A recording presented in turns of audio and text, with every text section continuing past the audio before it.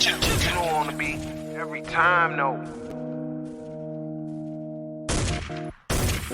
I would like to personally welcome you to Man Hour After Dark. Say that while I bring you the host, Mike, Buck, and Cone. You know who coming to the sports talk than what you about to hear right here. I second that. Go. You know that it's us when we talking about sports. Giving you facts on the field to the core. Tune in, we need the support. 1 hour too short, still listen some more. On all your stations, not dropping no music. Stripes like Adidas, but Nike just do it. Down 4 in the 4th, we go for the win. Michael 2 seconds, we taking it in. Buck, Mike, and Combs, you know what's going on. Man, now we're After Dark, no LA, we the big spark. No 4th and inches won't cut short. Got the best talking, it's all sports. Buzzing more than buzzer beaters. We coming live all through your speakers, go. And what is up, Man Hour Nation? Michael Buckhouse here with the Man Hour. Be sure to head to manhourradio.com and check out the merchandise page. We got the blog section happening over there. And, of course, we got breaking news right there at the bottom right of the screen. manhourradio.com. Check it out. BC merch is live. The Team Buck merch is live. The new Man Hour logo merch is live. All the good stuff over there is live over there at manhourradio.com. But before we get too carried away into this fantastic show we have lined up for you guys, we got to welcome the man, the myth, the legend himself, the peanut butter to my ladies, Brandon Beastie Combs. What's going on, Combsy? What is going on, Michael Buckheiser? What is going on, Belly Up Sports, 313 The Flash, everybody else who's watching us tonight? What is going on? Man, I am freaking fired up. I had a very long conversation today with a buddy of mine who I've worked through different levels of baseball with. He is very tied in to Major League Baseball and what's going on and what happened in the meeting. So stay tuned because you are not going to want to miss what I have to say. Yeah, so speaking of that tonight, guys, we do have a great show for you lined up tonight. We are going to talk some Major League Baseball. The first 2 games, or the first 2 series of the regular season, have been postponed. We're going to dabble in some NFL talk. Deshaun Watson, Josh McDaniels, and Derek Carr, and Jimmy G. Where do they all land? Matt LaFleur done with Aaron Rodgers. We have a murder in the UFC. Imagine that. Surprise, surprise, surprise. A fighter gets angry. And then some NBA talk, Combs. Eastern Conference is on fire. 4.5 games separate from 2nd to 7th seed. Man, this is going to make for an incredible NBA. Rest 3 months ish or so. Yeah, there's 15 games left. I think middle of May. I think it's usually when their playoffs start, something like that. So let's go ahead and address the elephant in the room, Combs. Here, Major League Baseball will not start on time.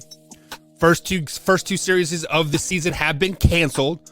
Ron Manfred has been working on his golf swing and smiling in press conferences. You said it yourself. You have an insider on the whole gig that is happening over there. What have you heard? So, first things first, right? MLB kind of let me call it what it is. They gave me the baseball blue balls. Okay, yeah. They're all night. They're talking about on Monday. They're talking. Oh yeah, we've got a deal. We're so close. We're gonna have a deal. And I'm sitting here talking on the show about we're gonna have a deal. I bet by the time we wake up in the morning, we're gonna have something to talk about. Baseball's back. Can't wait. And then Monday, I wake up and I hear that they were up till 2:30 having a meeting, and they extended it till 5:30 the next day. Right. So yesterday, I'm waiting all day long. I'm like, all right, we're going to have a deal by 5 o'clock. It's going to be great. We're going to get baseball. And then about 4:30, I hear the news that the players had decided to reject the owner's last offer. And then I listened to the press conferences. And let me tell you something. This jagbag Rob Manfred, who is exactly what I just said. He is a jagbag. This guy is ruining the game. Him and the owners are just flat out. They don't give a shit about baseball. They don't care about the game. They don't care about the fans. They don't care about the players. They don't care about the game. They care about lining their pockets with money. It's flat out. It's plain and simple. And this gas bag comes out and talks about, there was no lack of effort by either side. We want to play games as soon as possible. So not only are you a jagbag, Rob Manfred, but you're a liar. You are a liar. The owners did not want to play baseball. I spoke with somebody today who was a part of being around the guys who were in the meetings, being around the guys and talking with the guys who were trying to fight to get the season started, and that's the players. The owners kept throwing out all this stuff out in the media, out into social media. Oh, yeah, we're close. We could do this. They were never close. The players were never close to signing a deal. The owners thought that the closer they got to this deadline, they were actually afraid the players were going to accept this deal to get the season started, because the owners in the first month of the season actually lose revenue. They lose revenue on ticket sales because not many people are going in the winter months when it's cold. Kids are still in school. There's not very much attendance during day games. And then at night games, it's weeknights. Kids have school. Nobody's really going to games in April, except for clowns like me. So the owners threw out all of these different objectives towards the players and gave them offers that they knew the players were going to resist. And all because they want a shorter season. They want to shorten seasons. The MLB owners do not want to play games in March and April. The MLB owners want to start the preseason in mid-April and start the season in mid-May. And now, while that might appease guys like Buck, that might appease guys like Torrey, who only watches when his team is playing, and when his team isn't playing, doesn't care about the game. It might appease guys like that, but it doesn't appease the baseball fan, the actual baseball fans who want baseball, want their game. And what are these owners doing? They are ruining the damn game. They don't give a damn about the players.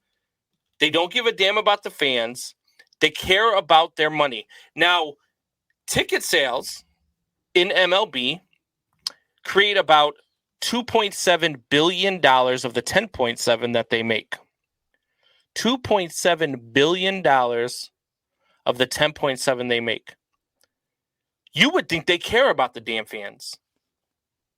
You would think that they care about the fans. I mean, that's a fifth of what you make. Comes from the fans, comes from our pockets. Just to go see you play. And that's where this part of the onus I also put on the players. The players have to come together and start marketing this game better. Start caring about this game. Because right now, it looks to me like the players, what they're trying to do is they're trying to set it up for future generations of players. They're trying to make it so that future generations of players are making more money. The money that they thought they should have made at an earlier age. And I get that.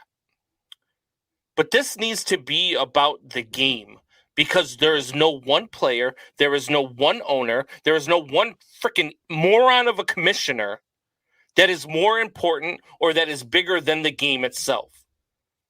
And Rob Manfred, his job as commissioner is to grow the sport. We give Roger Goodell all sorts of shit all the time. Roger Goodell this, Roger Goodell that. And we give him all sorts of flack. But you know what he's given us since he's been the commissioner of the NFL? He's given us more football, Thursday night games. He's grown the sport and moved it. They give you games in the UK. They give you games here. They give you games there. You look at, let's talk about, what's the guy's name in the NBA? Silver. Adam Silver. He might look like he's from Mars. Okay. He might be a goofy looking guy, but he has grown the NBA. He has made the NBA now where the NBA is more must watch than Major League Baseball is. And as much as I hate to say that, but he has. And it's all because Rob Manfred is just a puppet for the owners, and he doesn't give a damn about the game. He goes in there. He's like, what do you guys want me to say? Oh, you want me to say that? Okay, I'll say this. Oh, okay, I'll say. But don't come out here and lie to us straight to our face and say, oh, we wanted there to be games. We tried everything we could. No, you didn't. You freaking clown. You don't give a damn about baseball. You don't give a damn about the game, and you sure as hell don't give a damn about the fans. So get the hell out of here with all that crap. I'm so sick and tired of this shit between Rob Manfred and the owners. We want this and we want that and we want this and we want that. All you want is more money in your pockets, and that's all you're asking. That's why you're with the collective bargaining tax. Your offer was to go up 5%. So there are I want to pull three things out of your little monologue there. First things first is a shortened baseball season would be beneficial for everybody. It would be beneficial. It would be beneficial for the players. It'd be beneficial for the owners. It'd be beneficial for everybody. Simply because of the fact that they are the last number I heard, they were around $10 million off on the deals for the base salary pay to where the owners want to offer. If you shorten that Major League Baseball season, that $10 million kind of goes out the window, Combs. Let's just be flat out honest. Just because when you shorten the game by 30 games, that's roughly $10 million worth of pay. You take away those 30 games, the players kind of don't have a leg to stand on anymore, and they're actually making more money because you're making the same amount of money in a shortened season, and then the owners are making money just because you said they flat out lose money the first month of the season anyways. So kick it back to May, kick it back to June, where baseball should be played in the summer. It's a summer sport. So I mean, that right there makes 100% sense. Number two, Rod Manfred does say what the owners want to hear, because ultimately Rod Manfred gets paid by the owners. He doesn't get paid by the players. He doesn't get paid by the TV deals. He gets paid by the owners. So his $17 million a year contract that he gets every season, right, gets paid by the owners. With that being said, he is going to say what the owners want him to say. Number three, to say that people don't want baseball, the owners don't want baseball, is an absolutely flat out lie there, because if there is no baseball, if there's a strike like 94, there is going to be no baseball all season long, right? Therefore, the owners won't make any money. Players won't make any money. So, yes, the owners were probably trying to hold their ground and, make the players sign a deal that they didn't want to sign like they did 6 years ago, right? But at the end of the day, a deal will get done, whether it is a shortened season or they play double hitters, right? Either way, it is going to be perfectly fine. You are going to be happy. You will be on cloud nine again once Easter rolls around and opening day is happening, and all of this will be water under the bridge. And if it's not, guess what? They will juice the baseballs. They will introduce steroids again, and bada bing, bada boom, baseball will be back on top. So the notion that less baseball makes the game better is just, it's just not true. It's not true at all. The game itself is just fine, right? Baseball fans became baseball fans because of the excitement of the game, because of what the games bring. Fans that are fans of the game are fans of the game because of the strategy involved, the chess match, the you are right there. Everything that is about it. So fans of the game, actual baseball fans, guys like myself who are actual baseball fans, girls like myself who are actual baseball fans that want to see baseball, don't care about the fact that you might have to see a 3.5 hour game. They don't care about the fact that you might see a pitcher's duel. They don't care about the fact that there's great defensive play, because that's all the stuff that we want to see. But to say that less baseball is for guys like you and guys like, the casual fan who isn't going to watch that much anyway. So what do you care? If all you're doing is checking ESPN and checking the standings anyway, less baseball does nothing for anybody at all whatsoever. For one, if there's less baseball, that's less money the owners are going to make, for one. Okay. False. So no, it's not. It's not false at all. Because what are you talking about? If there's less games, there's less ticket sales, there's less revenue, there's less everything. No, there's not, because if there are less games, let's say you have a series Friday, Saturday, Sunday, and that's it. Those stadiums will be packed those 3 games. On a Tuesday night game here, let's pull a random stadium let's pull Miami Marlins Stadium out. They got maybe 1,000 fans. 1,000 fans. So Buck, they are losing money. Let me ask you a question. If you make $0 today, or you make $5 today, what gives you more money that day? On a Tuesday night game, I am losing $5 just because those 1,000 fans are not paying the concession workers. They're not paying the ushers. They're not paying the First of all, they're not getting only 1,000 fans. I mean, they're getting about 10,000 to 15,000 fans as opposed to the 45,000. But either way, it's still not paying the bills. 15,000 fans times 40 to 50 to 60, 70 some $100 tickets plus the $12 beers plus the $40 hot dog and the $50 pizza and the $100 jersey that they bought that night. Trust me, they are not losing money. They aren't gaining money though either. What it is for the owners is basically what they are looking at this is if something like when you see it on Shark Tank. When an owner is looking at this, they are looking at this like, you know what? I like what you bring to the table. I like the fact that, you're smart and you know what you're doing. And this is what they're telling the players. We know you're good. We like what you're doing. We love the product that you're bringing. But there's just not enough money in it for me, so I'm out. That's what you're saying. And that's not good for baseball. That's not good for the sport. That's not good for anybody. Okay, so speaking of not being good for the sport, because you flat out said people like me love the game of baseball, right? And people like you, as in me, as a casual fan, we can basically go screw off. Combs, how old are you? You're 41. You're 41 years old. So in about 20 years, you are going to be kicking rocks and like kicking dust, right? Well, guess what? You 40-plus-year-old fans are going to die off eventually. You have to cater to the new fans. You have to cater to fans like me. You get the quote casual fans. Buck, do you know who the new fans are? They are the casual fans. The new fans are my kids and the kids of the fans of the game now. And those are the kids that we're bringing. You know what used to be my favorite part about the early season baseball? My favorite part in the whole world, and this is what really drew me to baseball, was taking opening day off of school and going with my grandfather to go watch a game, or going with my mom to go watch a game. Taking a day off of school in mid-May and going to watch a day game at Wrigley Field. Skipping school on a Friday, my senior year with a couple of my friends to go see a day game at Wrigley Field. Like, that is baseball. That was baseball, Combs.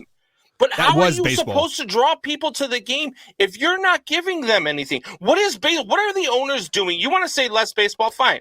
Let's say I concede to your less baseball. What are the owners going to do with less baseball to grow the sport, to grow the game, to make young people involved? Do you really want to know? Yeah, the answer is nothing. So go ahead.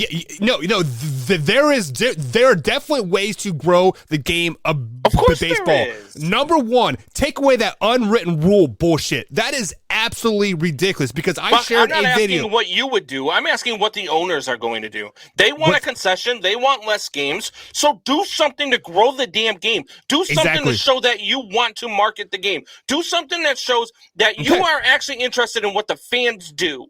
Okay, so what you do is you shorten the season, meaning not the number of games, but the number of days the games are played on. Make it a weekend event. A Saturday afternoon, you have a 11 o'clock game in the morning, and then you turn around and have a 4 o'clock game. Make it 7-inning games. Make it a time limit game.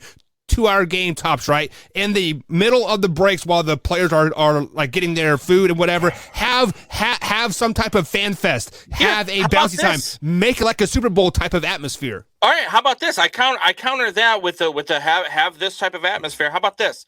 How about less TV commercials? Okay. How about instead of in between innings, I have 4 minutes of TV timeout? How about I only have 2.5 minutes of TV time? The reason why there's 4 minutes of TV timeouts is because the pitcher has to take his jacket off. Nothing to has do to with slowly that. walk up to the mound. Has to throw 17 warm-up pitches. This is where I'm talking about you are a casual fan because you obviously don't understand how it works. They tell the pitcher, hey, look, you got 4 minutes. Take your time. Get out there. Do what you got to do. The pitcher only gets 8 warm-up pitches. That's it. Okay. So the pitcher goes out there, throws his 8 warm-up pitches. He takes his time because he's got 4 minutes to do it. If you tell him, hey, look, you only got 2.5 minutes to warm up, his ass is going to be out there on the mound, and he's going to have his 8 pitches in the 2.5 minutes. I highly doubt that. You don't pay attention to the other aspect of the game, which is the business side of the game. And the business side of the game is the business side of the game because that's what the owners wanted. The owners want 14 teams in the playoffs as opposed to the 12 that the players want. The owners want 14 teams. You know why? Because they already signed a deal with ESPN for playoff baseball that includes 14 teams. They've already signed the damn deal. I get the business side of things. Trust me, I have a business mind. Here on the Man Hour, I am consistently thinking of how we can market, like how can we grow, how can we do this, and this. I'm never satisfied with the product what we have right now. I am an owner, and I always see the future. I get the owner aspect of it, but on the flip side of the coin, the reason why you have to have 4-minute TV commercials is because 50% of the people are not watching. When you sit there and you have a 5.5 hour game, care whether or not somebody's watching. The owners don't care whether or not they're watching. You go to a game at Dodger Stadium. You go to a game at TV ratings. Exactly, TV ratings. That's exactly what the owners want is the TV ratings. So do you think the owners care that they have a 3.5 hour game? What are you talking about? That's more commercials. That's more money. That's more everything. It's more revenue. The owners don't care about shortening the game, even though they tell you that they do. They don't want a shortened game. And baseball fans don't want a shortened game. Guys like you want a short game. Guys that are only going to watch maybe what? What do you watch in total for a full game? You watch what? Maybe 15 games of the Royals this season? No. I watched the first lineup through, so probably the first 3, maybe 4 innings tops, and then I skipped the 5 through 7, and then the 7th inning I turn it back on. Okay, so I'm talking about full games in total. You probably you watch about 15 games a year, probably, right? So probably 2 out of every 5, like it counts as a full game.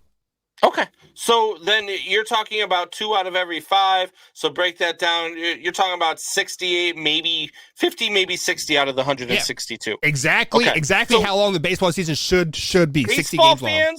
Baseball fans care about the national game. They care about, I'll watch the Angels versus the A's at freaking 10 o'clock at night. And I'll watch the entire damn game and won't go to bed till it's over if it's captivating enough. Baseball fans don't do that. Baseball enthusiasts do that. You are a baseball enthusiast. I am a baseball fan. As a fan, I will watch the primetime game. I will watch the Sunday night baseball game. I will sit there and I watch that because Alex Rodriguez is very entertaining.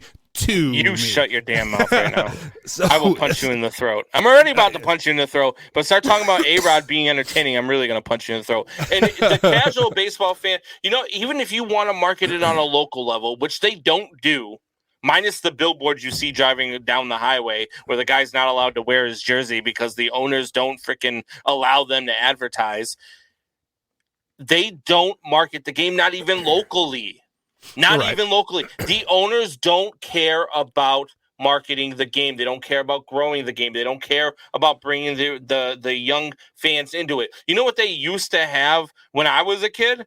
They would have actual clinics on the field for youth baseball players. They would have the players come to the games. Sometimes players would show up to the local ball field to help out with the coaches for an hour. They don't do that stuff. They don't market that stuff. You could have, look, I'm telling you right now, Javier Baez is probably one of the most popular guys in Chicago over the last 4 or 5 years. If Javier Baez was walking down the street, unless Michelle isn't standing next to him, I would guess that about 65% of the people in Chicago wouldn't know who he was. Right. You are absolutely right. I mean, baseball does do a piss poor job of marketing. They can do a whole lot better. But you could also say that about many other sports. But I guess on the other, like on the flip side, of that, the NFL has the Play 60 thing. They have the Walter Payton Player of the Year, so it encouraged them to get out and whatnot. Yeah, so, create fields. I don't understand how in Chicago you don't have a Little League field that is a mini replica of Wrigley Field or a mini replica of Comiskey Park, which is now a guaranteed rate field. Or how in Boston you don't have a Little League field that is a replica of Fenway Park. Or, you know what I mean? Like, these are things that you are missing out on. Have your local Little League World Series played at Wrigley Field or play at U.S. Cellular Field or guaranteed, whatever the hell they're calling it now. Play your local Little League championship on that field. Do you know how much it would mean to little kids to step on the same ball field as their favorite freaking player? Well, just those little things. What they probably should do is where is the World Series held at? Pennsylvania, right? What's the name of that town? They do a game there every year now. They do a game during the Little League World Series. So I'm saying is those 4 or 5 Little League World Series at the fields that they have out there, they should make it a Fenway Park. There's all sorts of things Major League Baseball could do, but that would involve spending more money, and the owners don't want to spend any more money. They're taking 65% of the revenue home. Why would they want to spend any more money on anything? They're getting their $6 billion out of the $10 billion. They don't care. All right, guys, we are up against the first break tonight, but before though, we got to jump into the chat. We see my man, Alpha Rob, jump in the chat. What's up, Alpha Rob? Glad to see you in tonight. Michelle is in the chat. What's up, Michelle? And she says, nice frame, Holmes. Nice frame. So as you guys know, like I spy a Justin Fields salute the military jersey back there, Holmes. Are you pretty proud of that right there? That's a new piece that I just got. I actually traded my Justin Fields helmet for it, along with my Travis Kelce helmet. Sorry, Buck. But I got this salute to service jersey here. It's actually pretty damn nice. It's got the Bears logo, Justin Fields. Yep. Got all the military logos on the back. Got a little black and white American flag with some Justin Fields pictures in the corner. It's pretty sweet. I like it. So here on camera, it is a little hard to see. Maybe you should put some like LED lights around it to make like pop a little bit. Maybe that'll. Ooh, that's an idea. Cool. So Alpha Rob says Rob Manfred don't promote baseball. Exactly what we were saying. You're absolutely 100% right, Drew. So, Rob. Rob, how would you promote baseball? Let's say Alpha Rob is the baseball commissioner for the next 3 years. How would you promote baseball? Let me know in the chat. And of course, we got Drew there. What's up, Drew? Hope you're having a great day. And then Ryan from over on the Facebook says Rod Manfred's legacy is now submitted as the commissioner of baseball, and he will be remembered for the Astros cheating scandal, the first lockout since the 90s. Congratulations. Probably won't see baseball until May or June. Yeah, fire Manfred. It's a joke, and they're not going to fire Manfred. Look, I'm all about firing Manfred, but in order to fire Manfred, you've got to get the owners on board, and they're not going to send their yes man packing, because that's what Manfred is. He is the yes man. He is the Monica Lewinsky of the baseball world, and he is underneath desks doing what he's got to do to keep his job. So, weird question here, because like I am a firm believer like there is addition by subtraction, right? So, the baseball was locked out in 1994, right? That whole, was it a half season or a full season? I can't remember. It was a half season. It started halfway through 94, and then they missed the World Series, and then it started right after the All-Star break, and then they actually missed part of the 95 season too. So, but then a couple years later, boom, baseball exploded in popularity because the home runs and like whatnot. Maybe this is what baseball needs. Maybe we need to lock out for a half a season to maybe bring baseball back to the promised land, Combs. Maybe this is what baseball needs. Go to hell, Buck. Go to hell. Drew says, Rob, I think they'll make up after this argument. I don't think players and owners will never make up, Drew. Like, for whatever reason, about me and you. Oh, we never have arguments. We love each other. I'm about to have an aneurysm talking about all this stupid baseball stuff. I hate Rob Manfred and the owners so much right now. This is exactly right, Alpha Rob. They need to bring back Tuesday, Friday, and Sunday night baseball like they did in the 90s. Absolutely right. Yeah, the NBC Cut it down to 3 nights a week. having the NBC Game of the Week. I mean, remember when you used to have Bob Costas calling games on NBC, and it was like the Cubs versus Cardinals? Hell, that was one of the Ryan Sandberg games was the NBC Day Game of the Week, and it was just like, I don't understand what baseball is doing. Like they've got the Sunday Night Baseball, and they put a douchebag like Alex Rodriguez on there talking the game, and he sounds like a moron every time he's on in the mic. It drives me absolutely insane, and I don't care. Like, I don't care. People are like, "Oh, you want to work inside the game? You can't talk about these people." Yes, I can, because you know what? For the people that listen to me on the Man Hour, like the Alpha Robs of the world, the Drews of the world, we've always got Rule the Jungle's always in here, and all the other people that are on here that always listen. I tell the truth, and I don't care who the hell's listening. Rob Manfred fired one of his the best freaking analysts over the winter because he said something derogatory about him after the lockout. I don't care. Come at me all you want. Rob Manfred, you're a freaking clown. You're a clown. All right. And you're a jackbag. Speaking of being honest, guys, we are up against that break, so we're going to hit this break. We'll be right back here on the Man Hour, guys. Stay tuned. Hey, gang, it's Commissioner Cooper from TSS Fantasy. We are the fantasy show of the people. That means we give the people what they want. Expert fantasy advice, leading medical and legal analysis, free contests, and innovative games to keep you entertained. Watch us live with the Tiki Live app on the Belly Up Sports channel, subscribe to us on YouTube, or follow us on all social media platforms. Visit TSSFantasy.com today for all the latest updates from the fantasy show of the people. We put the fun in fantasy. Yeah! I use mayo over sour cream, yeah. Right. That's because you have high cholesterol. Okay. If you drafted Julio Jones, you got ghosted.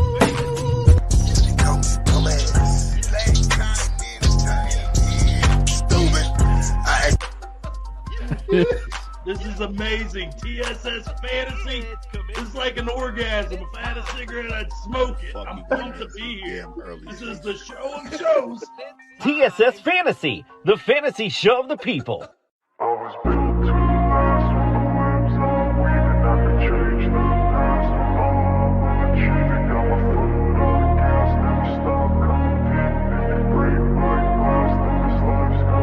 I wanna be the best in the game, invest in my name, check no restraints, I'm obsessed with the pain, I ingest, I retain, assess and I change, possessed by the thought I'll be free one day from society's restraints, money, clout and fame, mud, disease, a plague, we all love to hate, have to play the game, have to make a name, all our insecurities are on display. This is war with the enemy, think that it was meant to be, living in a time where disease is on every screen, I won't let them fester me, I know most are festering, negativity is a plague for the mentally weak, no mercy, all I got is working, never stop searching, never quench the thirsty, I'm toxic and psychotic, with this logic, you can't stop it, it's been chronic, since I was a boy, so neurotic and chaotic, go! To last with the webs I'm weaving, I could change the past with all I'm achieving, got my foot on gas, never stop competing, if you break like glass, then this life's gonna eat 'em.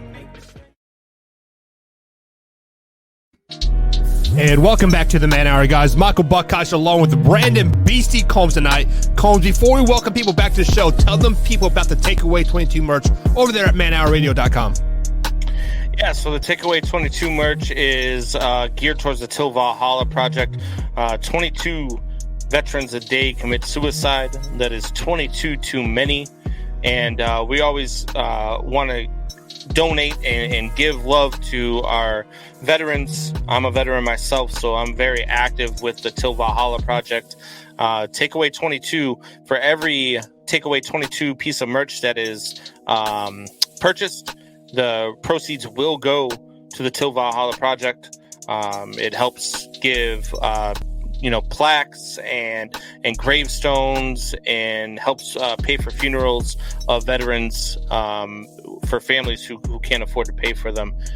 So it's a great cause. So if you can, check out the Takeaway 22 merch, get yourself some, and support the cause. Yeah, definitely support the cause over at manhourradio.com. We donated over $150 last month to that project, so hopefully this month we can double that and get to a $300 or $400 goal. And with everything that is happening in the world right now, I'm sure unfortunately, we are going to have a lot more PTSD and stuff like that moving forward after all this stuff is said and done. So, guys, we talked a little bit about the baseball lockout well before break. And if you missed any part of it, head over to youtube.com/manhour, and I will upload those clips throughout the night and the day tomorrow. Or you can also check it out on bellyup.tv tomorrow at 8 a.m. or 3 p.m. East Coast time, guys. Two brand new episodes over there tomorrow at bellyup.tv. So, Combs, it is time to get into some NFL talk. The combine is happening right now. The draft is about a month and a half away, and basically NFL free agency season starts March 14th as well. But I saw a tweet today that the general manager for the Miami Dolphins officially said that we are out on Deshaun Watson. We don't want Deshaun Watson. We don't want him even in Florida. So, Combs, with that being said, what is the best fit in your eyes for Deshaun Watson?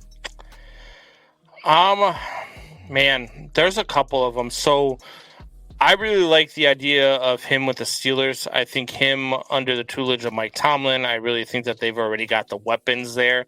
Got a pretty good defense. That would be one landing spot I could see for him. Another landing spot that would be good for Deshaun Watson man, I would say probably, I'm trying to think right now off the cuff. I would say, you have to go somewhere like Tampa Bay would probably be a good landing spot, and San Francisco might be another one. Yeah, so when I think of Deshaun Watson, like his whole time in Clemson, his whole time at Houston, he has been the man. Like, he has been the guy on the show, on the team. And I almost wonder what he would do, what he would perform on a team that he didn't have to be an elite level quarterback just to be a 500 team. So when I start looking and I start gazing the landscape, a team right here in my backyard, the Indianapolis Colts, they are looking to move away from Carson Wentz. Right now, they're talking to Mitchell Trubisky to bring him in. That would be an absolute dumpster fire. So the Colts have, I believe it's $35 million in cap space. They have quite a few picks that they could offer Houston, and maybe some players because the Houston Texans need offensive line help, and the Colts are very, very deep at the offensive line. So a team like the Indianapolis Colts, if I was Deshaun Watson, would really, really intrigue me. I do like your Pittsburgh Steelers, but unfortunately, he is going to end up on a team like the Jets, like the Giants, just because. Let me throw a curveball at you then. We're going to talk about this in a little bit, but they still haven't started talks with Derek Carr yet. What about Deshaun Watson for Derek Carr, Houston, and the Raiders making a trade? No, because that would be meme city. Just because, let's say Watson does end up going to like jail, that is just another guy on the calendar, like on the wall for the Las Vegas Raiders. Watson just needs to get away from Houston and get away from an owner who's been trying to set him up. The fact that Watson is going to be, talking, and I think it was like 9 of these trials or these court hearings. It still boggles my mind that there's no criminal charges being pressed. Right. And all this is civil suits. He's not going to jail. He might end up paying off some money. But for one, we don't know how much of it is true. And for two, he's still a top 5 quarterback in this league. So with that being said, I see him going to the New York Football Giants because the Giants have openly said they're accepting offers for Saquon. They want to move on past Daniel Jones, and the Giants have not been a very good franchise for however long, ever since Eli won that Super Bowl, right? So why not give them the house plus Saquon plus Daniel Jones for a player like Deshaun Watson? Alpha Rob, I see your comment there. That's another one that I was thinking too. The Washington Commanders are looking for an upgrade at quarterback. See, and why I not like the Commanders? I like the quarterback that they have. What the hell's his name? What is his name, Combs? Come on now. Who? Heineke? Yeah, Heineke. A guy like Heineke. Like Over Deshaun Watson? Come on now. Do not get that Come on twisted. now. I am not saying Heineke is better than Deshaun Watson. But with that being said, if you were to go after a player like Deshaun Watson for a Washington Commanders team, you are going to have to give up your defense. You are going to have to give up your Chase Young. No, you're not. You're going to have to give up a first and 2 second-round picks at this point. No, and I guarantee you they are going to try to get a Chase Young because we've heard Chase Young is on the trading block as well. You're not giving Chase Young up for Deshaun Watson. I'm sorry. I love Deshaun Watson. You're not going to give up a guy who could be the best defensive player of all time if he stays healthy. You're not giving up that guy. Yeah, we've seen dumber things, right?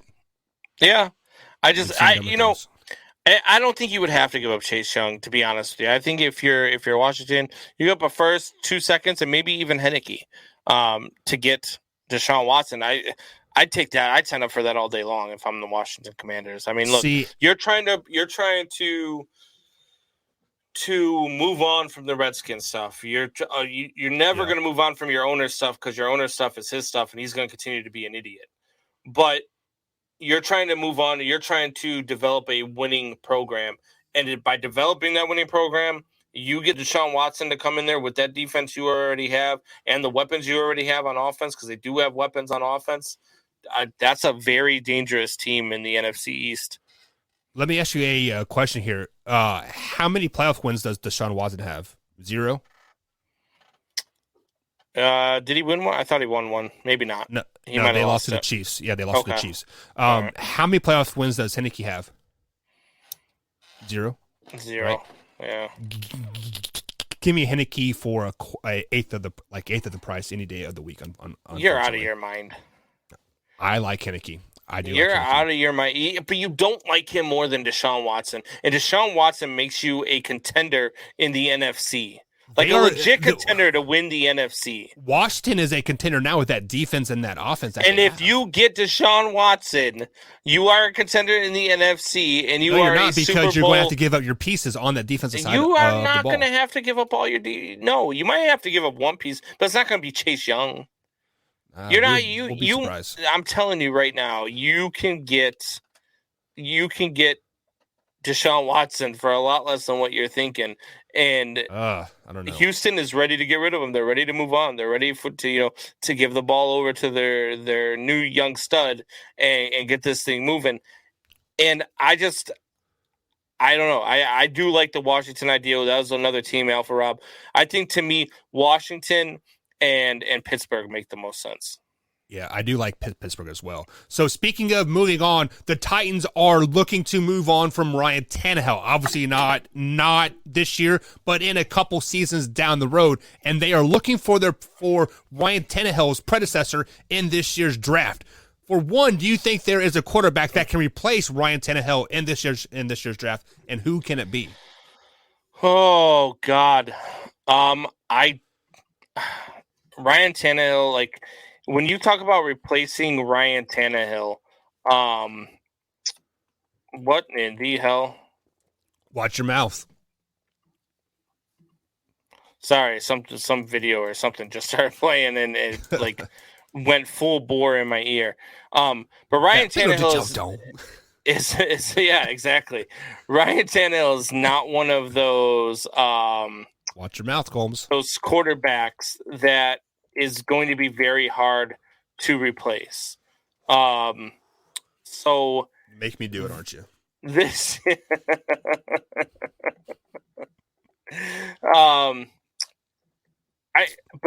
this is not a very deep draft class. Oh God.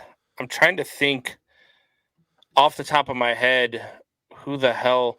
So maybe God. So there are. So I've been reading reports from the draft, and I've been watching Luke G's channel where he is breaking down the draft and the combine and the Senior Bowl and like all that stuff. And he says there are a few quarterbacks, quote, jumping off the page. Well, it is easy to jump off the page when you are playing a bunch against high a bunch of high schoolers. There is not a franchise quarterback in this year's draft. Now there might be a quarterback or two that could be placed on a team like the Kansas City Chiefs that could be there as a great backup for Patrick Mahomes when he gets hurt 1 or 2 games a season. A team like maybe the Patriots, right? They can sit and maybe mold a quarterback like Jimmy G, then trade him off, right? There is no franchise drafting quarterback this season. With that being said, if the Tennessee Titans want to replace Ryan Tannehill, it is not going to be in the draft this year, Combs, at all. It is not going to happen. No way, no how. What they need to look for is they need to look at the Buffalo Bills. The Buffalo Bills have 2 quarterbacks on their bench right now that are probably just as good as Ryan Tannehill. I'm talking Mitchell Trubisky, and I'm also talking the dude from Georgia. His name always slips my mind. But I no, actually he got traded, right? But like either way, there are quarterbacks in free agency that would be replacing Ryan Tannehill before Cincinnati? The draft. I don't. What the hell's his name? I can't think of his name. I don't like any quarterback in this draft whatsoever. I don't care if it's from Cincinnati. I don't care if it's a dude from like Idaho or whatever. Desmond Ritter, that's his name. I don't want any of them. No. Yeah, I mean, look, the top quarterback in the class is Kenny Pickett out of Pittsburgh, and then the second rated quarterback, who some might even say he's the first, is Malik Willis. And do you know where Malik Willis played his college football? Was it Idaho? Is that kid from Idaho? Liberty. Where's Liberty? Tell me where Liberty's at. Go ahead, Buck. I'll wait. I want to say it's in California. I have no clue because it's Liberty. And so, look, there are no great quarterbacks in this draft. Obviously, the Ritter one is kind of an iffy one. He's got some mobility. He's got some interception issues. And when Kenny Pickett is the best player coming out of this draft, you're not replacing Ryan Tannehill with anybody in the next 3 years. How about Jameis Winston? Man. I think Jameis Winston stays in New Orleans. I don't think they can afford him. They are $65 million over the cap. They don't have a head coach, or they have a new head coach, right? So do you bring him in to compete for the there. starting job this year, though? Winston for Tannehill? Winston should be the starter this year. Well, if they can't afford Winston, they can't afford Tannehill. Tannehill's contract is bigger than Winston's. Is it? Well, yeah. Well, Winston's a free agent, so yeah. True. So I don't. Man, Winston. Look, I like Winston. That's my guy. That's why I threw him out there. I think he would be a perfect fit in that Tennessee type of offense. Run the ball and pass when needed. Look, he's another guy where Pittsburgh or Washington could call coming whoever doesn't land Watson. You know what I mean? Winston is. But as far as Tannehill goes, I don't think you're replacing him anytime soon with anybody in the draft unless it's next season. Yeah. And speaking of Jameis, I think he will end up on a team like the Denver Broncos or the Washington team. I don't see him being in New Orleans at the start of this season, and he is definitely not going to be on one of those bottom feeder teams like the Panthers or the Jets or the Giants or anybody to that effect. So speaking of bottom feeder teams, the Raiders have been a bottom feeder team for quite a long time, but they did make the playoffs last year and got beat by the Bengals. Josh McDaniels, new head coach for the Las Vegas Raiders, said there are no deals on the table right now for Derek Carr. Combs, why do every year we talk about Derek Carr being traded, and every year he exceeds expectations every year. Why are the Raiders and Josh McDaniels not getting a deal with Derek Carr? For whatever reason, and it doesn't make sense to me, but the fact that I don't know if they believe in Derek Carr, and I don't know why. Because look, Derek Carr, and who knows? Maybe it's Derek Carr that hasn't initiated any conversation. Maybe Derek Carr is done in Las Vegas. I don't think so. He definitely routed that team all season long. Yeah, I mean, look, I gave my top 10 quarterbacks the other day, and Derek Carr was number 11. So like he's right there for me because he's constantly putting up the numbers. I believe he's a good quarterback in a bad situation. So I don't know. I don't know why they haven't done anything with Derek Carr. I don't know where Derek Carr goes. I mean, look, he makes any team that needs a quarterback instantly better, right? Right. Like if you put him, does he make the San Francisco 49ers a Super Bowl contender? 49ers are Super Bowl contenders now, so 100%. Well, right, but they're going to be getting rid of Jimmy G. Does he bring them further than what Jimmy G did? He's a much better quarterback than Jimmy G, if you ask me. That is tough saying because it is not the quarterback play in San Francisco; it's the coaching at it, just like aspect. So that's kind of a toss up there. But if you were to put him in Detroit, they are instantly a better team. Oh. If you put them in I thought you were gonna say a playoff team. I was gonna here we go. Here we go. Like if you put him in Jets, they're instantly a better team. So yeah, any other team besides the team that you said, he's definitely an instant better team. But let me think outside the box here. Maybe they are not working on a long-term deal with him, because they are going to use him as trade bait. Because Aaron Rodgers, we're getting ready to talk about him here in 1 minute. Aaron Rodgers is not going to end up in Green Bay. Whether it's in Denver, whether it's in San Francisco, hell, it could be Las Vegas. Maybe that's what Josh McDaniels is thinking in the back of his head. Why do I want to deal with Derek Carr when he has a couple years left on his contract still? I could trade him for Aaron Rodgers, and we are instantly a Super Bowl caliber team. Dude, the thought of Aaron Rodgers in Las Vegas just crept into my mind and cracked me up because the only headline I can see is Vegas caught with transgender stripper. That's the only thing that I see going on. If Aaron Rodgers ends up in Las Vegas. Look, sorry, off track there. But I don't. Wait, pause. Why are you thinking transgender here? Like, we are here talking about football, and instantly you think about boobs and dick. Aaron Rodgers is that weirdo, right? Aaron Rodgers is that weirdo. Are you saying he's going to get breast implants in Vegas? Yeah, I don't know. Breaking news, guys. Aaron Rodgers gets breast implants. And I said it out loud on mic. So, man. Look, I don't know if they're trying to trade for Aaron Rodgers. I mean, it'd be a smart move. Look, Aaron Rodgers, obviously the best quarterback in the NFL now that Tom Brady is retired. I don't know that they can make that move. I don't know that Aaron Rodgers would necessarily want to go to Vegas. Might be too flashy for him. I think that. Does he really have a choice? He has a contract still. He can get traded wherever he wants.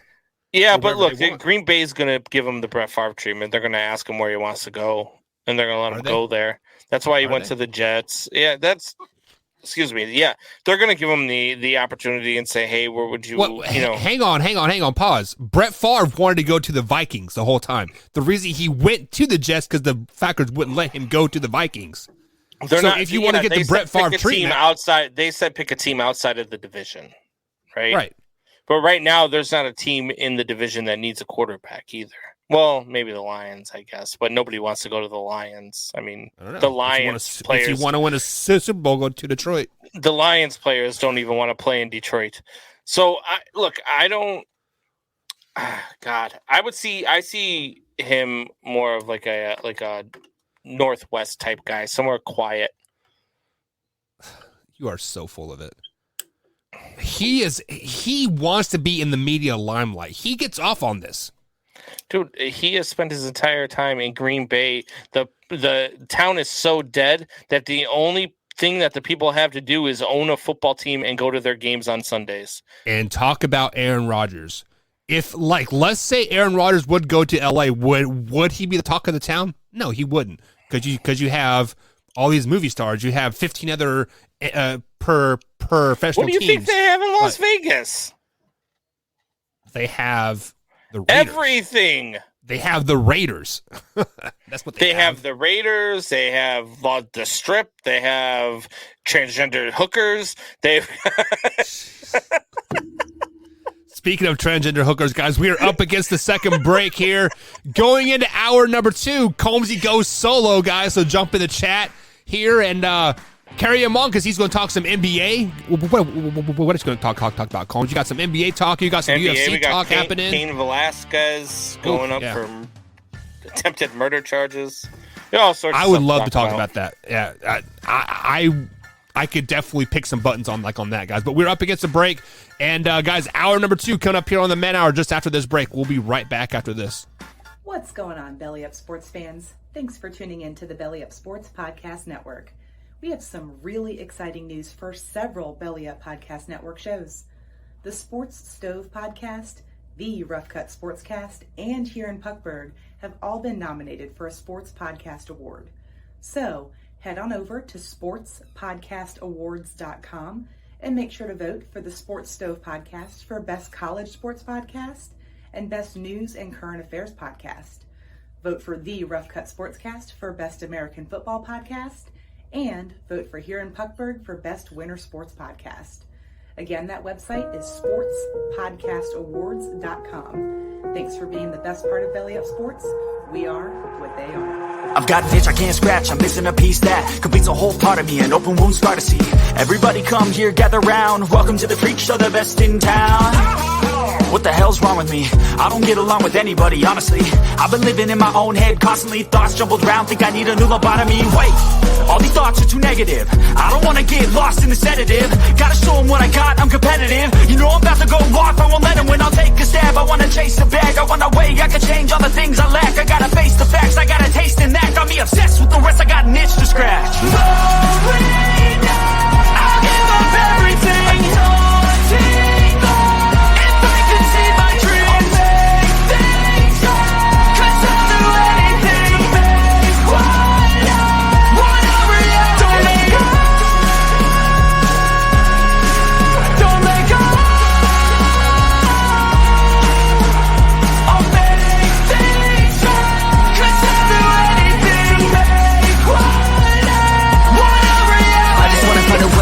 The venom in my brain, running from the past, wanna escape my pain. I just wanna be a better person, I deserve this, I just wanna break these chains. Always destined for greatness, true to myself, I never fake it. Seen no many once, that is so they get famous. And when I say the truth, most really can't take it. In spite of everything I've been through, I'ma make it. Fake friends, but on my downfall is toxic. Day one, started the outlaws for profit. All I do is write verses, no talking. All I do is put the work in, no option. This was everything I ever wanted, created a legacy off of me just being honest. And the fake ones hate, but it's all to no avail. They wanna see me lose, but you know I never fail.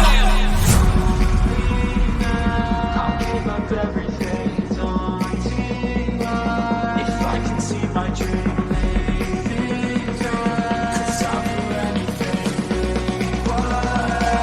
Want a reality.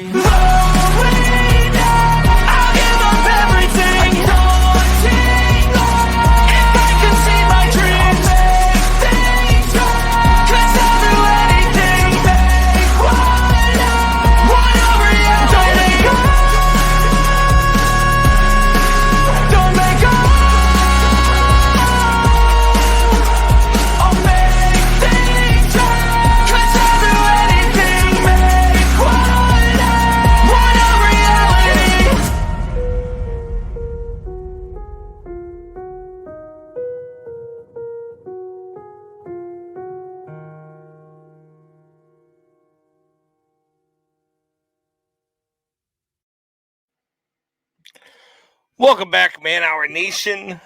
It is your boy BC Brandon Combs. I am all by my lonesome now for the second hour.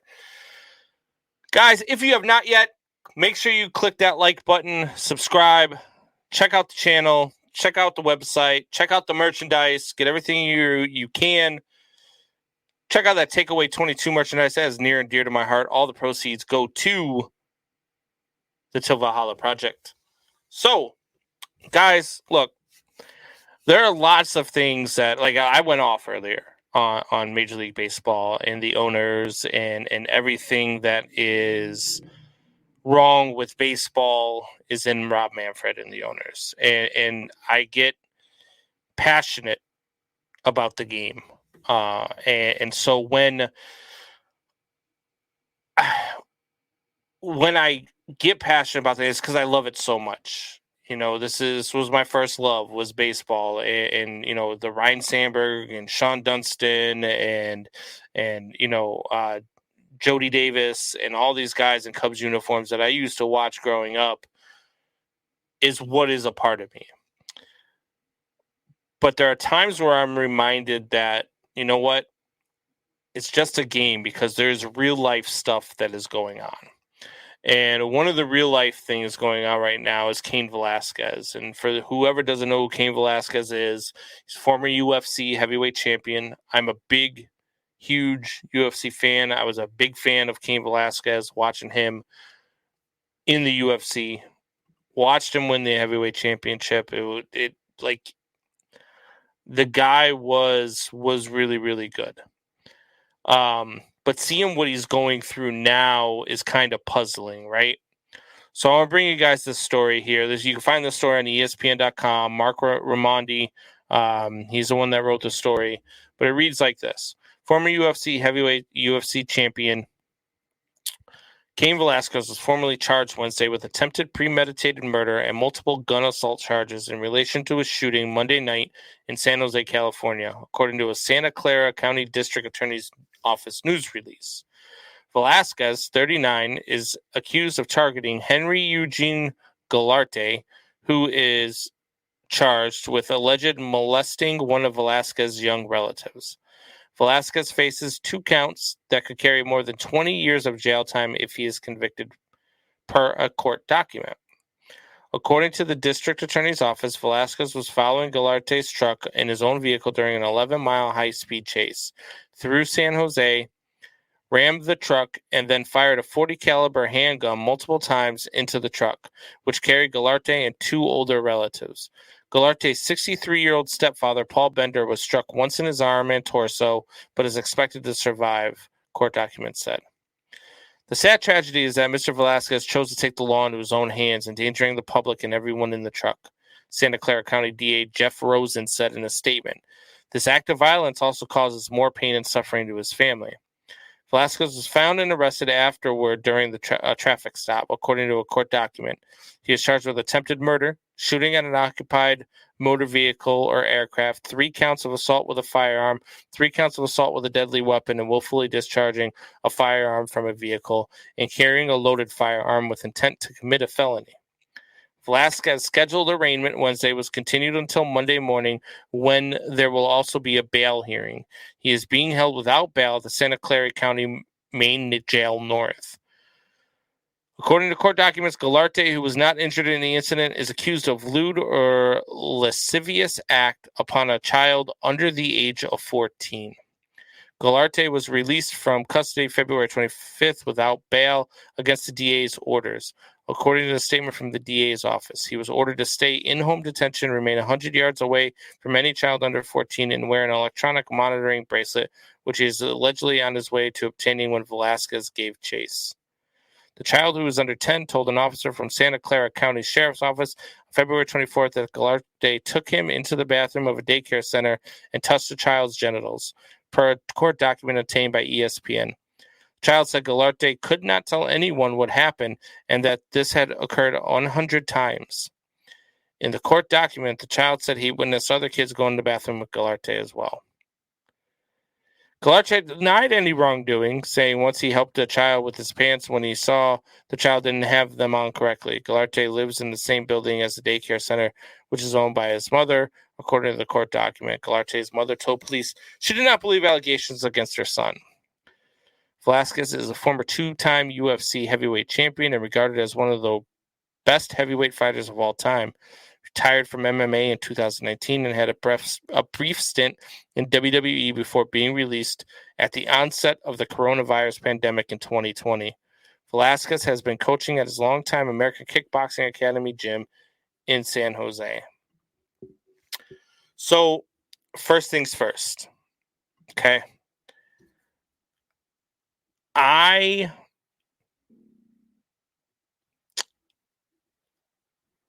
have pause whenever somebody is going after somebody who hurt a child that is a part of their family.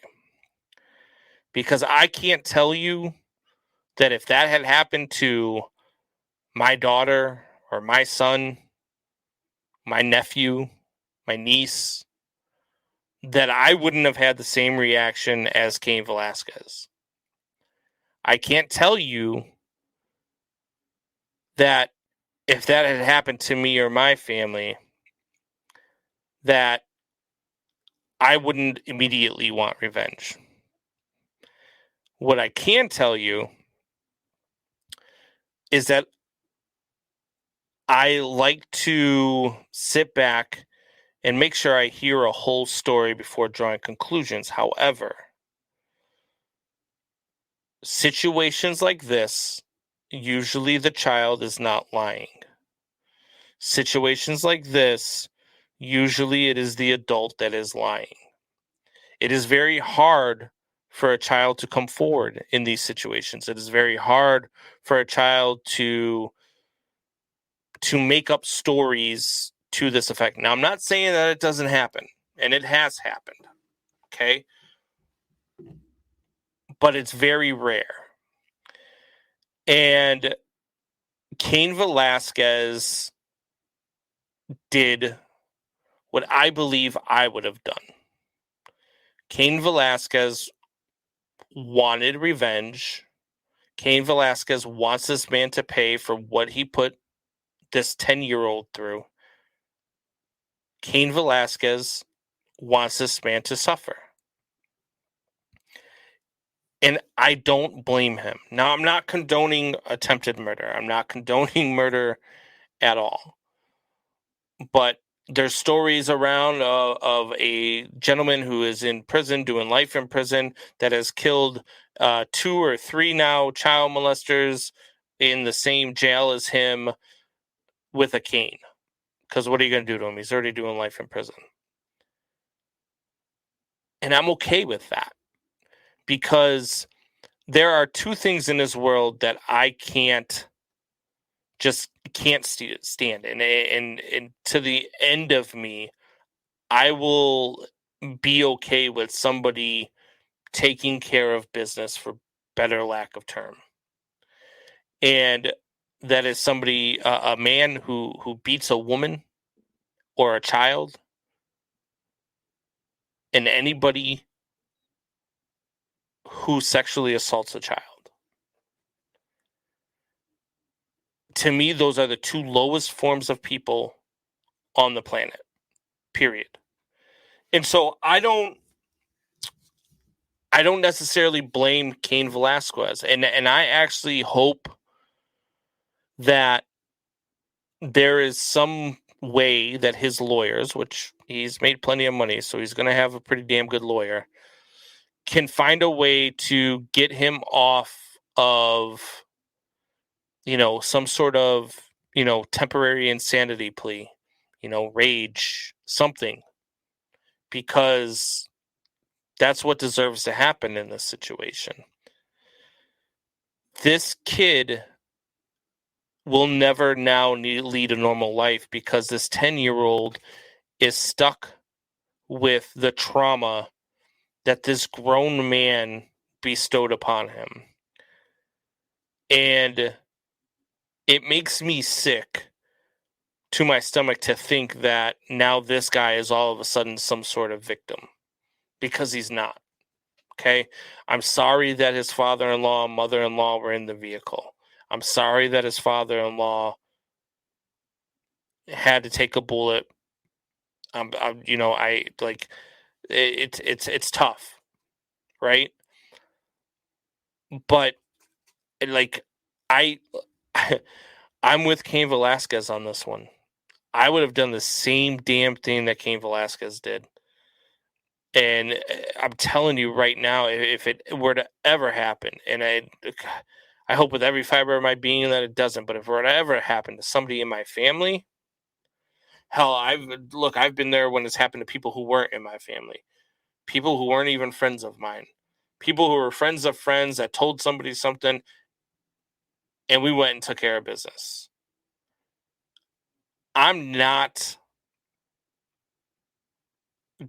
I'm not built to defend child molesters. I'm not built to look at them as victims. I'm not built to look at them in any other way than what they are, and that is scum. So I'm sorry, but I'm not sorry. Like this guy, the only thing that I wish would have happened in this situation was that Cain didn't miss his shot. Period. End of story. Going over the comments here, I see Alpha Rob and Drew are in the chat. Drew says, Papa and Mama Bear mode. Damn right. Look, man, when it comes to your kids, like your job is to protect them. And they're the ones that don't know any better. So, I absolutely Papa and Mama Bear mode. And Cain Velasquez, I mean, look, the thing, Cain Velasquez didn't use a gun. If Cain Velasquez would have just gotten a hold of this guy, he would have torn him to shreds. It's just a shame that he didn't, because it would have been a lot more satisfying than shooting the guy. And Drew says they're called Avenging Angels. Yes. Yes, they are. F.R. says, we're on the same page with that, Combs. I can't stand those kind of guys. Me neither. I mean, look, you put your hands on a woman or you abuse a child, you're a scumbag. If you sexually assault a child, you are a scumbag. You are the lowest form of human piece of crap that there is on this planet. So you're right when you say he deserves everything he gets, because he does. He absolutely, positively does. And, I just wish Cain Velasquez could have got a hold of him. I wish Cain Velasquez wouldn't have missed his shot. I wish Cain Velasquez wouldn't have done anything. And you know what? I hope the judge here sees the validity in those statements. And I hope the judge here has compassion towards Velasquez for what he was dealing with at that time, for what he and his family have been going through, for what this 10-year-old boy has been going through, and the others that this scumbag has done it to has been going through, and realize, you know what? Look, I know it was a traumatic experience, but you know what? We're going to find a way to look the other way, because that's what needs to happen here. When I first heard about this story, I didn't know about this side of things. When I first heard about this story yesterday, I was like, oh man, what did he do? I thought maybe he got into a bar fight. But then I saw the story about what had actually happened, and I'm with him. I'm with him 100%. So, Cain Velasquez, man, I hope that you will walk, and I hope that they find a way to find a loophole in order to let you go, because that's what deserves to happen in this one. So, all right, I am going to take another break, but when we get back, we are going to talk some NBA. We want to talk about the Eastern Conference, man. The Eastern Conference is just crazy right now. My Bulls, I'm nervous. I'm nervous about my Bulls. So stay with me. We'll be back. Give me a couple minutes.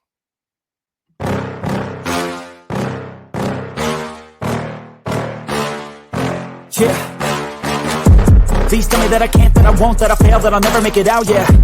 Please tell me all the bad, never good, fill my head full of every single doubt, yeah. Please say any negative thoughts, I pop off when I hear people say I cannot. I get off to the thought of proving everyone wrong, I won't stop to the top, so you better back off and get lost. I'ma stay loud, stay proud, never running out, never heading south. I'll be spreading out, call it word of mouth, can't put me down, I'll be getting loud. You can have it douse, not what I'm about, have your fucking cloud. It be raining now, I keep making sound, go another round, bitch I'm legend bound, can't stop me now.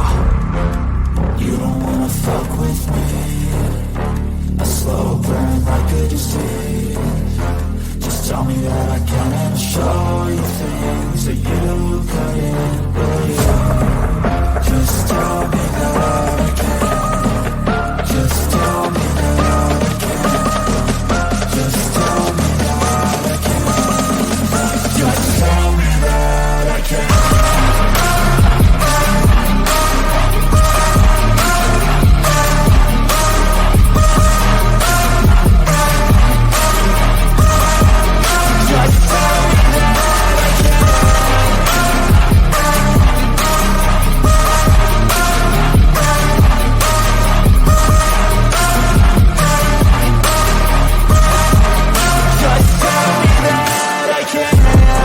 Anything negative, cause I just wanna hear it out your mouth, yeah. Give me fuel, it's a tool that I use to go ahead and run my fucking mouth, yeah. I take shots, I take loss, I make shots, I miss lots. I tell you get big box, you get yachts, you swing lots and pop off a big shot. I ain't done chasing, got big dreams, bigger things, impatient. Who's at the top think they need replacement? Who's at the top think I'm gonna erase them? Face it, I don't give up quick, I don't give up shit, I won't give up this. Cause I know that I want it, know that I'm on it, I'll make it, I promise. You don't wanna fuck with me. A slow burn like a disease. Just tell me that I can and I'll show you things that you couldn't believe. Just tell me that I can. Just tell me that I can. Just tell me that I can. Just tell me that I can. And welcome back. Guys, look, the NBA right now is on tilt. And what's going on over in the Eastern Conference is going to be insane for these last, what do they have there? Probably about 62. So probably got 19 games left. Okay. So you've got the Bulls are the two. The Heat are the 1 seed. They're 2 games up on the Bulls. You got the Bulls, who are the 2 seed with 23 losses. The Sixers are the 3 seed with 23 losses. The Bucks are the 4 seed with 25 losses. Cleveland's got 25 losses. Then you got Boston and Toronto, each with 27 losses, before you get to the Nets at the 8 seed with 31 losses, the Hornets with 33, and the Atlanta Hawks with 32. So I'm looking at everything, and I'm looking at the schedules, and the Bulls have a killer second half. I mean, it is just absolutely brutal. The schedule that they face right now, they've got the I'm pulling it up as we go here. I know they got the Atlanta Hawks next, I believe, if I remember correctly. Here it is. So they got the Atlanta Hawks on Thursday, but then they got the Bucks, the Sixers, 2 teams that are chasing them down, only 2 games back. The game against the Bucks is at home. The game against the Sixers is in Philly. Then they've got Detroit. Then they've got Cleveland, another team that is sitting right behind them, 2 games back. Then they got an all right, easy game against Sacramento. They're not very good. An all right game against Utah. They're not very good. Then they get the Phoenix Suns, the Toronto Raptors, the Milwaukee Bucks, the New Orleans Pelicans, the Cleveland Cavaliers, New York Knicks, Washington, LA, Miami, Milwaukee, Boston, Charlotte, and Minnesota. I mean, that is a tough road. So I think that out of all those teams remaining, I think the Bulls might be the most likely to take a slide. And when only 4 games separate you between the 2 and the 7 seed, you've got an opportunity to really slide. And you might find yourself in a play-in game. And that's a tough spot to be in if you're the Chicago Bulls, especially after the first half of the season that you've had. It's been a tough road, and I see you there. Drew, want to know how your Suns have been doing. The Suns are all right in the West. They're not world beaters, but they're just kidding. They're 49-12, Drew. They're one of the best teams in the league. They've got the best record in the league. They're probably going to win the West. But the East is so close. The West is I mean, you got the Suns who are 49-12, then you got the Warriors who are 43-19. The Grizzlies are 43-20. And then after that, you go to Utah, Dallas, Denver, Minnesota, the Clippers. All of those guys are, further back. It's not as close as it is in the Eastern Conference. About, what is it here? I'm looking at it right now. So 4 games separate 2 through 7 in the East, and 10 games separate 2 through 7 in the West. So big difference there between the East and the West. But the Suns are good. And they're pretty damn good. Rob says, it looks like the Cavs will be in the playoffs for the first time without James. When was the last time that happened? Last time that happened might have been when Craig Elo was there and Jordan was knocking down shots over him. It's been a long time because LeBron James has been in the league for a long time. But I think that the Bulls might take the biggest slide in the East. And you're talking about the Cleveland Cavaliers. And I actually think the Cleveland Cavaliers might make the biggest jump in the East. Because I think that the Cleveland Cavaliers are a very good team. 36-25 where it sits right now. And their schedule down the stretch isn't the hardest schedule in the world. They don't have to play the same type of gauntlet like the Bulls do. They got the Hornets tonight, then they get the Sixers in Toronto. Those are 2 tough games. But then you get Indiana. You do have a game against Chicago, or actually 2 games against Chicago down the stretch. But you get Orlando a few times. They got a lot more games against a lot lesser competition. The Lakers, we'll talk about them in a few minutes. They've just been dreadful. You got the Detroit Pistons in there. They're not very good. The Los Angeles Clippers aren't very good. So you got a bunch of teams in there where you got an easy schedule, and I think that you could actually jump up and maybe even become the 2 seed as the Cleveland Cavaliers. I'm a big believer in what they're doing in Cleveland. I like this roster. The Cavaliers, to me, might be the second best team, maybe third best team in the Eastern Conference. They got the Okoro kid. They do have Rajon Rondo, who's been out with an injury. But still, you still got Kevin Love out there. Garland is one of them. And they got my guy from the Bulls, Lauri Markkanen, which is huge for them. Lauri Markkanen can shoot the lights out of the building. I really like Lauri Markkanen here in Chicago. I understood why the Bulls moved on from him, contractually speaking. But yeah, I really think that those 2 teams might make the biggest jump and the biggest slide are the Bulls and the Cavaliers. I think they're on different paths right now. I hope my Bulls pull out of it. I really do. I hope they find a way to do something, but they are on a rough stretch, and I'm not so sure that that's how it's going to happen.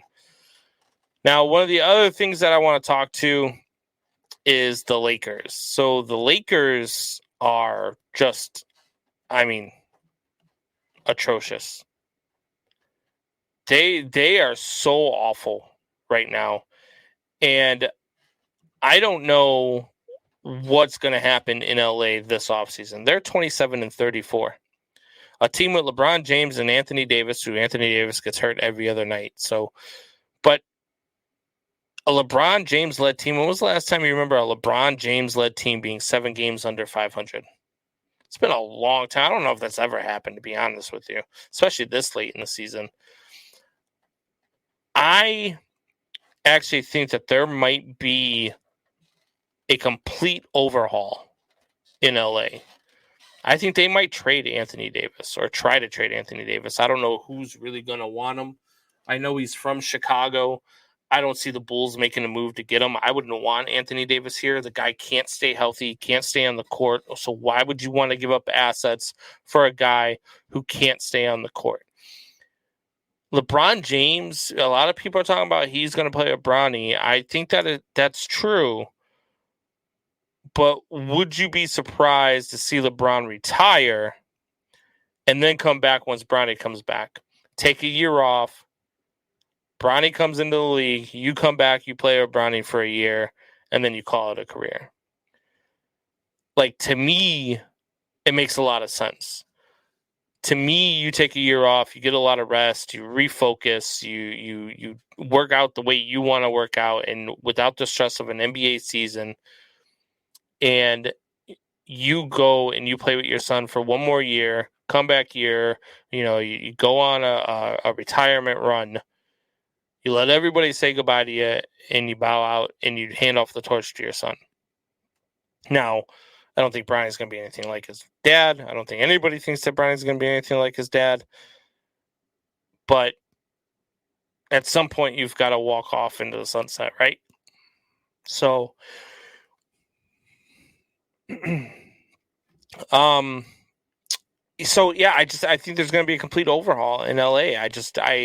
I don't see a situation where the Los Angeles Lakers could bring back anybody that is going to be there. And I see your comment here, Alpha Brob. Westbrook is still on the bench. Look, he's another one who I don't think he's not going to be a Laker next year. And so I don't know. I believe Westbrook is starting now. I believe he's a starting point guard. But you just don't have enough in LA. You're not going to come back. You're not going to win. You saw Carmelo Anthony sitting on the bench. Carmelo Anthony's got to be like 73 years old by now, right? Only hanging on to try to win a ring, and he's not even going to get it. So they sold out to win the bubble, and they did it. They accomplished their mission. They sold out. They won the bubble. They got their championship. But this team is not built for a long season. Anthony Davis is not built for a long season. He's just too injury prone. He's got that big man syndrome. He's a lot like you guys. I don't know if you guys remember, but I'm sure you do. Greg Oden out of Ohio State, drafted by the Trailblazers, and poor guy just couldn't stay healthy. Great player, could have been an all-time player. Could not stay healthy. And I feel like that's the same spot where we are at with Anthony Davis. So I think there's going to be a complete overhaul in LA. And I'm not so much sure how much we are going to see of LeBron James much longer. I just don't. I just don't think he has it in him anymore. You look at him, he looks defeated. So Drew comes in with a comment here. He says, MLB talk here. Is it true they are considering signing Bonds for one game, have him play? That way it resets his 10-year eligibility in the Hall of Fame. I've heard the rumor. I don't think there's any validity to it. I think it's more of just conjecture, I should say. Just trying to stir the pot, right? I think it's just fans saying that let's bring Bonds into the game, and that way it resets everything. It pisses off the writers, and maybe gives them a shot to be a Hall of Famer again in the next 5 years after he retires. So that's the thing, though. If he does play for one game, you have to wait 5 years from your retirement date to be eligible again. That's the thing people forget about. So, and how much does it mean to Bonds to be in the Hall of Fame at this point in his career, right? Like, well, not his point in his career, but this point in his life. What does it mean to Bonds to be, in the Hall of Fame? I don't think he cares. I think he knows his legacy. I think he knows he was one of the greatest players, if not the greatest player of all time. I think Bonds understands his place in the history of the game. And for true baseball fans, not these idiot sports writers that are out there that want to vote against him and say, oh, blah, blah, he ruined the integrity of the game. For true baseball fans, we know that we witnessed one of the greatest players of all time, if not the greatest player of all time, like I think he is, in our lifetime. Like, we got to witness that in our lifetime. Those people who got to see Babe Ruth and Lou Gehrig and Joe DiMaggio and that whole era of baseball, they were so lucky to see all that greatness and to see the greatest player of all time in most people's book of Babe Ruth, to be able to see him live. That was a privilege. That was something that they are lucky for. I wish that I could go back in those times and see those players play. If I had a time machine, I would love to go back and have a conversation with Jackie Robinson. That's the one guy I would love to just sit down and actually have an intelligent conversation with. Those people were lucky to see those guys. We were lucky because we got to see Barry Bonds. And a lot of those people didn't get to see that. We got to see what Barry Bonds brought to the table. Sammy Sosa, Mark McGwire, those guys in that home run chase. 98, still the greatest summer of baseball I've ever witnessed, minus the 2016 season, which for sentimental reasons will always be my favorite year of baseball. But 98 was just such a fun summer. Watching all those home runs, watching everything that we witnessed. And then Barry Bonds with the 73 home runs. Like, watching that chase too. And then once he was, going in to break Hank Aaron's record, watching those games and watching him do what he was doing, there wasn't a thing Barry Bonds couldn't do on the baseball field that wasn't amazing.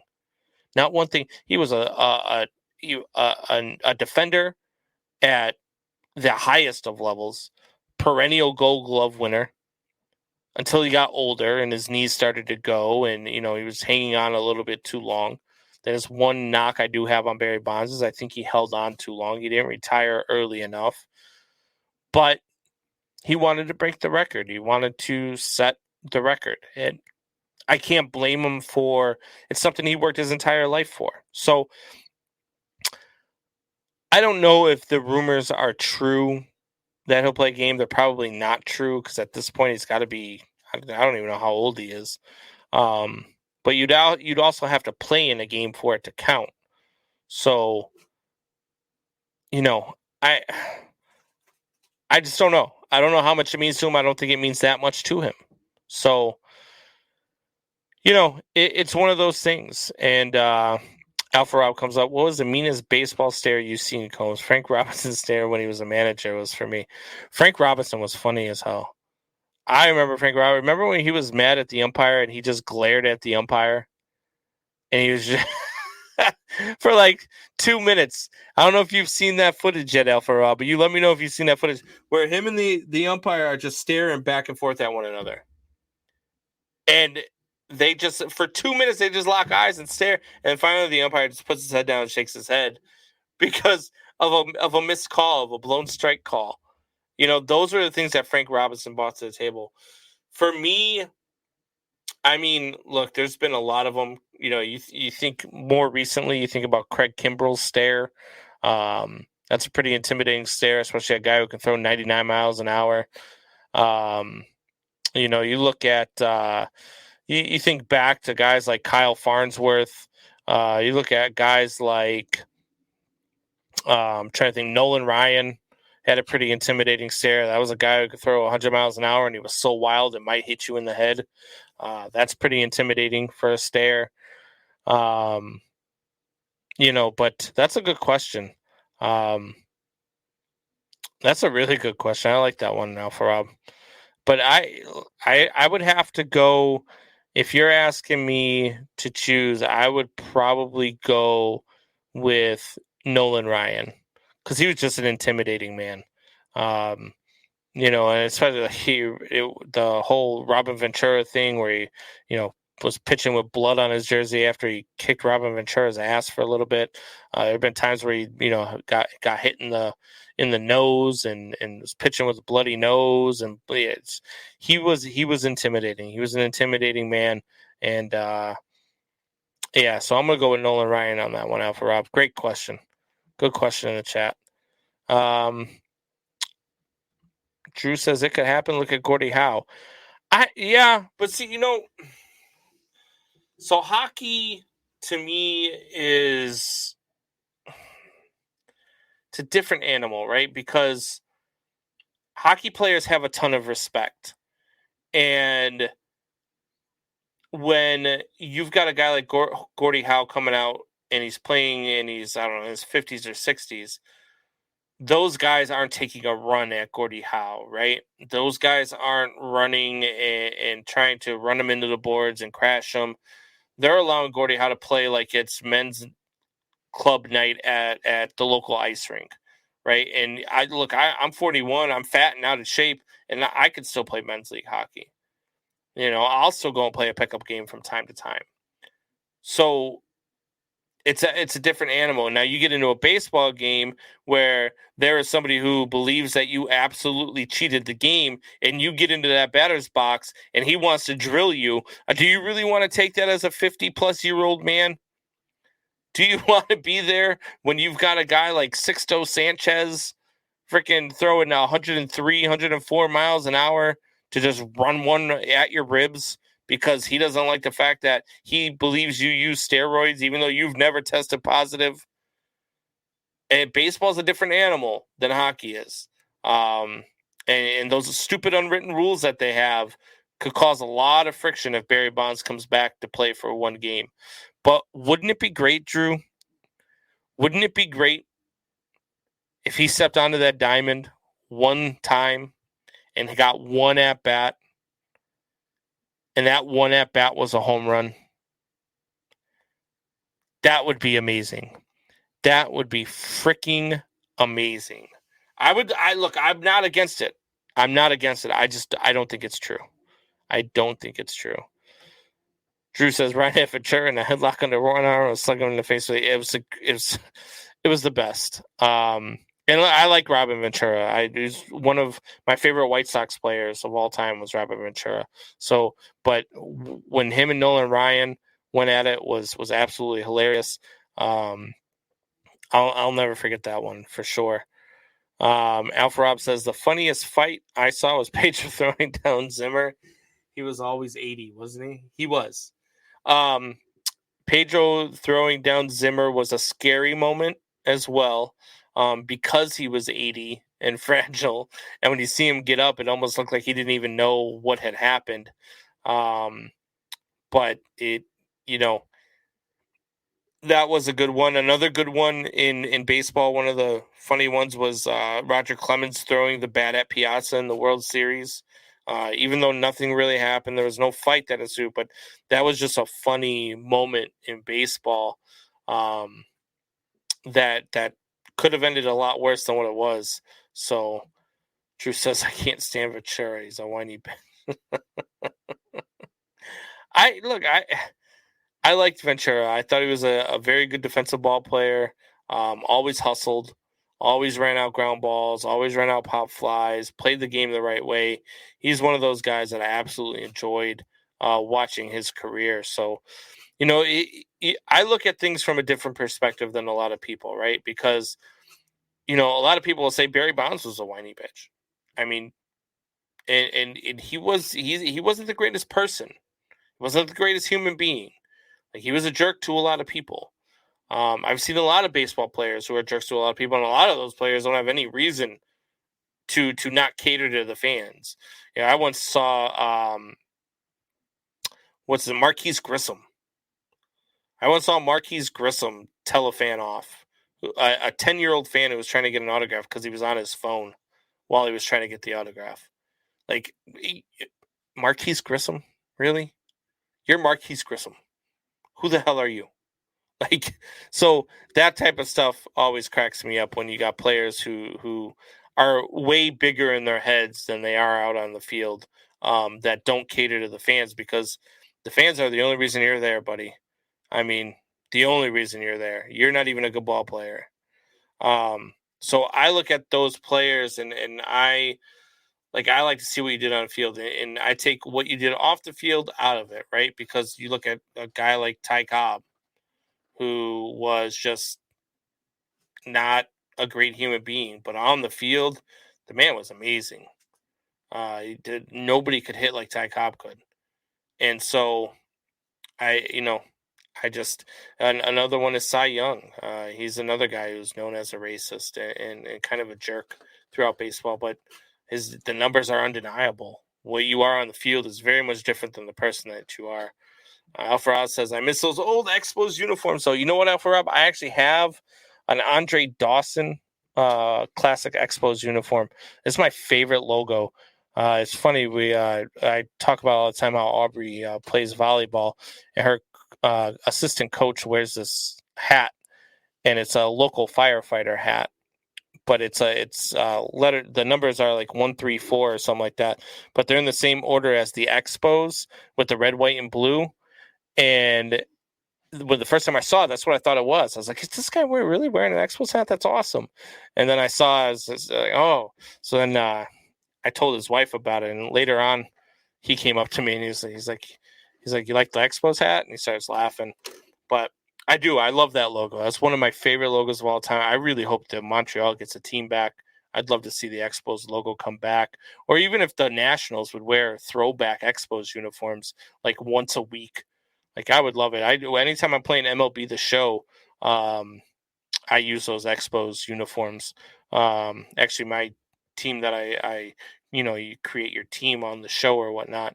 My away jersey is the Expos jersey. My home jersey is a throwback Cubs jersey. But I do love those old uniforms. That logo is amazing. So, but we've come to that time, guys. It is time for me to head out of here. I hope you guys have a good night. As always, click that like button, click that share, click that subscribe. Let us know what you guys think of the show. Let us know what you want to talk about. If there's anything you feel we missed, let us know. We'll talk about it. If there's anything you want to hear about tomorrow, let us know. We'll talk about it. Those are the things we are. We're here for you guys. So definitely hit us up. Let us know what you guys think, what you guys want to talk about. Click that like, click that share. Tell your friends about it. Tell your friends. Tell your neighbors. Tell your enemies. Tell everybody. We'll be back tomorrow night, 7 p.m., like always. Till then, Man Our Nation, rise up.